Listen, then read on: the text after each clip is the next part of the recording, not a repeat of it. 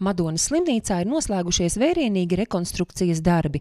Nepilnu 2 gadu laikā tika veikti remontdarbi gandrīz visās slimnīcas nodaļās, operāciju zālēs un uzgaidāmajās telpās. Apmeklētājiem plašākas kļuvušas reģistratūras telpas, uzlabota ugunsdrošība un stacionāra ventilācijas sistēma, taču lielākais gandarījums ir par pārbūvētu uzņemšanas nodaļu, kur izbūvēta atsevišķa eja saimnieciskām vajadzībām un izveidotas 5 observācijas jeb novērošanas palātas slimniekiem, kas ievesti uzņemšanas nodaļā. Lielākās pārvērtības ir uzņemšanas nodaļā, kur mēs izveidojam atsevišķu plūsmu ķirurģiskiem pacientiem.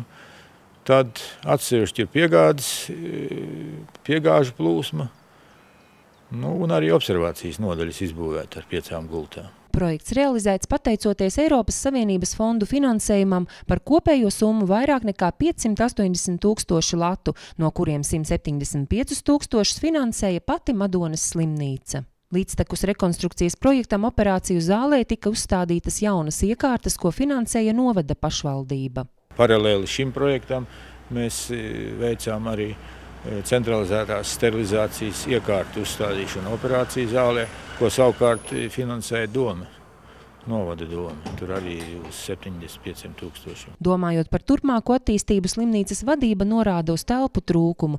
Slimnīcas ēkā atrodas arī Madonas pansionāts, kas jūtami aizņem ārstniecības procesam tik noderīgās telpas. Sakarā to, ka pansionāts nav pārvietots uz citām telpām, mums trūkst telpu ambulatoriem pacientiem. Kaut kur 6-7 telpas mums vajadzētu.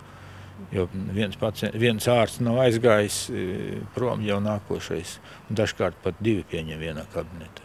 2 aparāti, piemēram, 2 sonogrāfa aparāti un 2 speciālisti dažkārt ir spiesti vienā kabinetā pieņemt. Madonieši un apkārtnes ļaudis ar savu slimnīcu lepojas. Laikā, kad valstī ir sāsināts jautājums par lauku slimnīcu pastāvēšanu, Madonas slimnīca ir pratusi ne tikai pārvarēt grūtības, bet arī attīstīties.